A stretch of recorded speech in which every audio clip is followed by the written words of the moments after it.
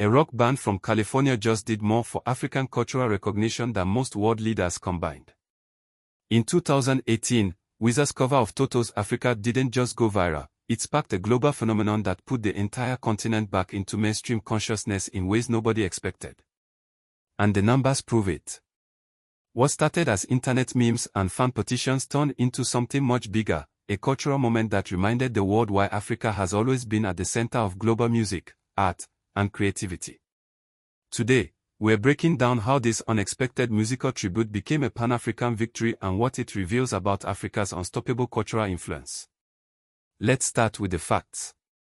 Toto's original Africa was released in 1982, written by band members who had never actually been to Africa.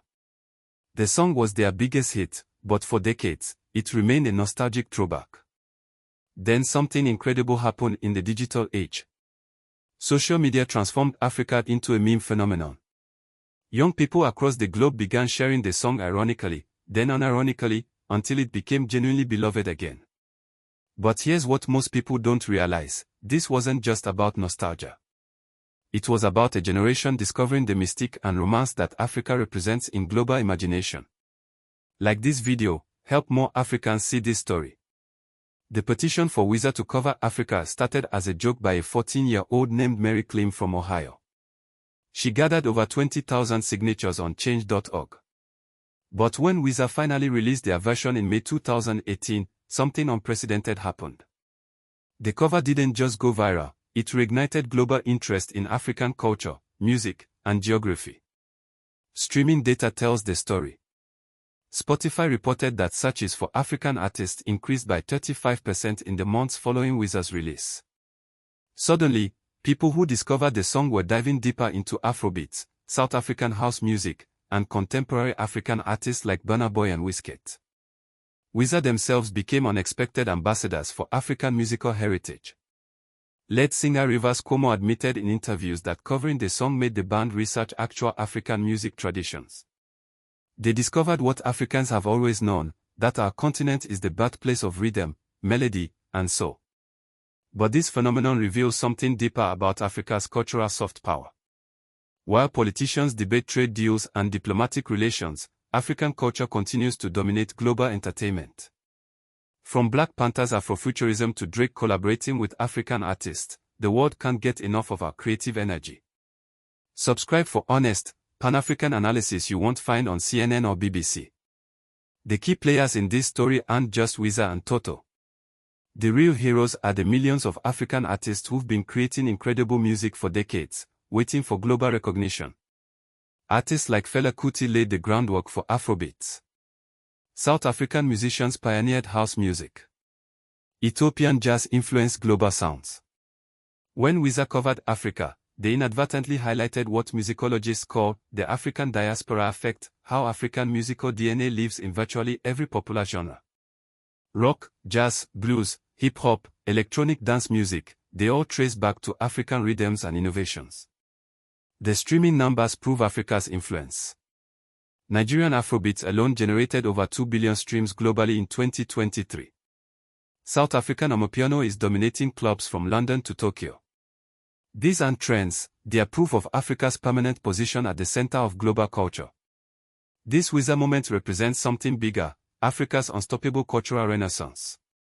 While Western media often focuses on Africa's challenges, our creative industries are conquering the world.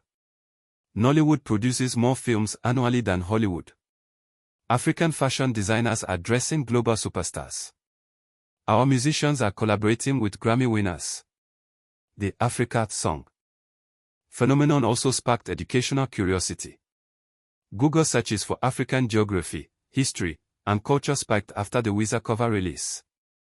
Young people who initially came for the meme stayed to learn about our 54 diverse nations, our innovation hubs, our economic growth stories.